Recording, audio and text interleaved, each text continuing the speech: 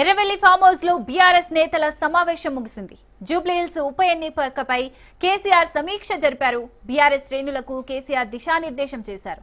జూబ్లీహిల్స్ బైపోల్లో గెలుపై లక్ష్యంగా పనిచేయాలని సూచించారు.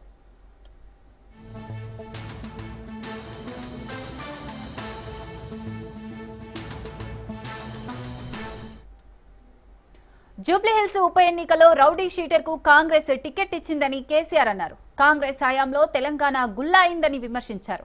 కాంగ్రెస్ వచ్చాక తెలంగాణ ఆర్థిక వ్యవస్థ దిగజారిందన్నారు. బీఆర్ఎస్ హయాంలో అమలైన సంక్షేమ పథకాలు కాంగ్రెస్ వచ్చాక మాయమయ్యాయని విమర్శించారు. జూబ్లీహిల్స్ బైపోల్లో బీఆర్ఎస్ విజయం ఖాయమైందని, మెజార్టీపై ఫోకస్ పెట్టాలని బీఆర్ఎస్ నేతలకు కేసీఆర్ సూచన చేశారు. కాంగ్రెస్ దుష్ట పాలనపై ప్రజలకు మరింత అవగాహన కల్పించాలన్నారు. జూబ్లీహిల్స్ ఉప ఎన్నిక ఫలితం ప్రభావం జీహెచ్ఎంసీ ఎన్నికలపై ఉంటుందన్నారు కేసీఆర్. జూబ్లీహిల్స్ ఉప ఎన్నికలో గెలిస్తే స్థానిక ఎన్నికల్లోనూ ప్రజలు బీఆర్ఎస్ వైపే ఉంటారన్నారు.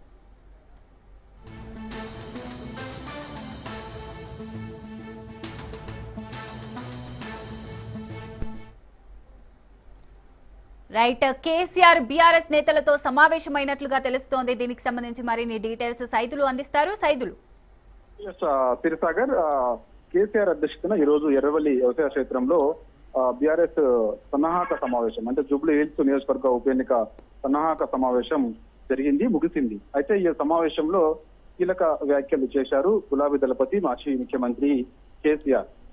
దాదాపు జూబ్లీ హిల్స్ ఉప ఎన్నికల్లో బీఆర్ఎస్ పార్టీ గెలుపు ఖాయమైందని ఆయన అన్నారు.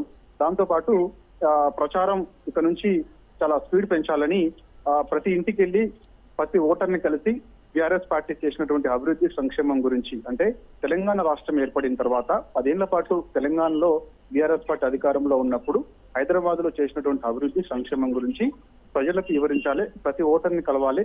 సో అలా మెజారిటీ ఎక్కువ వచ్చేలా జూబ్లీ హిల్స్ ఉప ఎన్నికల్లో బీఆర్ఎస్ పార్టీ దాదాపుగా గెలుపు ఖాయమైంది కాబట్టి అత్యధిక మెజారిటీ వచ్చేలా మాగంటి సునీతకు సో అందుకు అందరూ కూడా కృషి చేయాలని చెప్పేసి నాయకులకు దిశానిర్దేశం చేశారు. అయితే 40 మంది స్టార్ క్యాంపెయిన్లు బీఆర్ఎస్ పార్టీ ఉన్నారు. సో వారికి ఒక దిశానిర్దేశం కూడా చేయడం జరిగింది.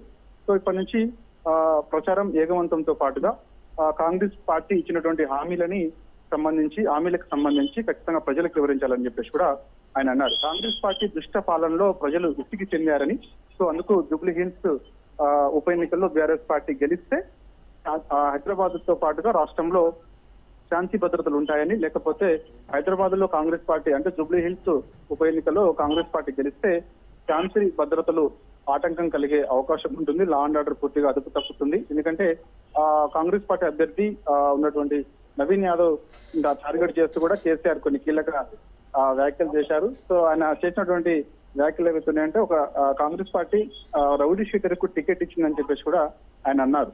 కాబట్టి సో వ్యక్తిని టార్గెట్ చేశారు. దాంతో పాటు బీఆర్ఎస్ పార్టీ గెలుపు దాదాపుగా ఖాయమైందని చెప్పేసి కూడా ఆయన ధీమా వ్యక్తం చేశారు. దాంతో పాటు మెజారిటీ ఎక్కువ రావాలని చెప్పేసి కూడా నాయకులకు దిశానిర్దేశం చేశారు. ఎందుకంటే ఈ ప్రభావం జీహెచ్ఎంసీ ఎన్నికల్లో పడే అవకాశం ఉంటుంది కాబట్టి జూబ్లీ హిల్స్ బై ఎలక్షన్ లో బీఆర్ఎస్ పార్టీ ఖచ్చితంగా గెలిచి తీరాలని చెప్పేసి కూడా ఆయన అన్నారు. సో ఇక రానున్న రోజులలో బీఆర్ఎస్ పార్టీ అధికారంలోకి రావాలంటే స్థానిక సంస్థల ఎన్నికల్లో సత్తా చాటాలన్నా కూడా సో జూబ్లీ హిల్స్ ఉప ఎన్నిక నుంచి జైత్రయాత్ర ప్రారంభం కావాలని చెప్పేసి ఆయన అన్నారు. హైడ్రా కావాలా, కారు కావాలా? సో ఈ అంశాన్ని ప్రజలకు తీసుకెళ్లాలి. ఎందుకంటే హైడ్రా పేరుతో కాంగ్రెస్ పార్టీ విధ్వంసం చేసింది. సో కారు అభివృద్ధి చేసింది, సంక్షేమ పథకాలు ప్రతి ఇంటికి చేర్చింది. సో ఈ అంశాన్ని ఖచ్చితంగా జూబ్లీ హిల్స్ నియోజకవర్గ ప్రజలకు తెలియపరచాలని చెప్పేసి నాయకులకు దిశానిర్దేశం చేశారు. దాని తర్వాత ఇక జరిగినటువంటి 2 గంటల సమావేశంలో కొందరు కేసీఆర్ ప్రచారానికి వస్తే బాగుంటుందని చెప్పేసి సూచన చేసినట్టుగా కూడా మనకు సమాచారం. కాబట్టి అప్పుడు ఆయన నవ్వి ఖచ్చితంగా నేనైతే వస్తాను ప్రచారానికి, మీరైతే ప్రచారాన్ని వేగవంతం చేయండి అని చెప్పేసి కూడా వారికి చెప్పినట్టు కూడా తెలుస్తుంది. రేపటి నుంచి బీఆర్ఎస్ పార్టీ విస్తృత ప్రచారం చేయనున్నది. సో ప్రతి ఇంటికి వెళ్ళనున్నది. సో చేసినటువంటి అభివృద్ధి సంక్షేమం గురించి కూడా చెప్తుంది. దాంతో పాటు ఇక్కడ వ్యక్తుల మధ్య పోటీ కాదని చెప్పేసి కూడా నాయకులతో కేసీఆర్ అన్నట్టు కూడా తెలుస్తుంది. అంటే అభివృద్ధి సంక్షేమం ఒకవైపు, మరోవైపు విధ్వంస పాలన. కాంగ్రెస్ పార్టీ అధికారంలోకి వచ్చి 22 నెలలు అవుతుంది కాబట్టి అనేక విధ్వంసాలు హైదరాబాద్ లో చేసింది, హైదరా పేరుతో పేదల ఇళ్లు కూల్చింది. కాబట్టి సో ఈ వ్యక్తుల మధ్య పోటీ కాకుండా చేసినటువంటి అభివృద్ధి విధ్వంసం మధ్య మాత్రమే పోటీ అని చెప్పేసి ఈ అంశాన్ని ప్రజలకి ఖచ్చితంగా తెలియజేయాలని చెప్పేసి కూడా నాయకులకు కేసీఆర్ ఒక దిశానిర్దేశం చేశారు. కాబట్టి ఖచ్చితంగా జైత్ర యాత్ర ఇక్కడ నుంచే ప్రారంభం కావాలి, జూబ్లీ హిల్స్ నియోజకవర్గం నుంచే ప్రారంభం కావాలి. అత్యధిక మెజారిటీ తోటి బీఆర్ఎస్ పార్టీ గెలవాలి. సో అందుకు నాయకులందరూ కూడా కృషి చేయాలి, కష్టపడాలి. సో ప్రతి ఇంటికి వెళ్ళాలి. సో ఆ విధంగా ప్రచారాన్ని ఏగవంతం చేసినప్పుడు మాత్రమే, ప్రజలకు ఒక నమ్మకాన్ని ఇచ్చినప్పుడు మాత్రమే ధైర్యం మెజార్టీతో మాగంటి సునీత గెలుస్తుందని చెప్పేసి కూడా ఆయన ధీమా వ్యక్తం చేశారు. దాదాపుగా గెలుపు ఖాయమైందని చెప్పేసి కూడా ఆయన అన్నారు. కాబట్టి సో కాంగ్రెస్ పార్టీ పాలనకు సంబంధించి టార్గెట్ గా చేసి కేసీఆర్ మాట్లాడారు.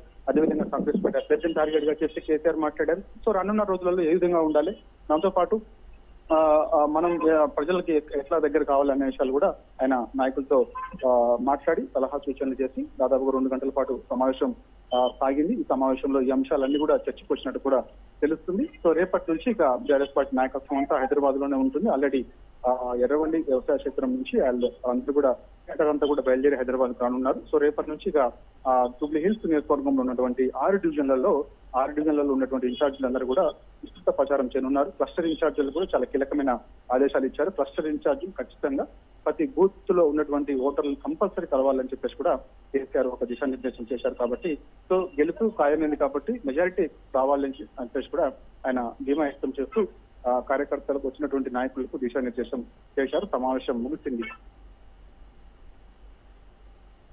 Right, thank you Saidulu.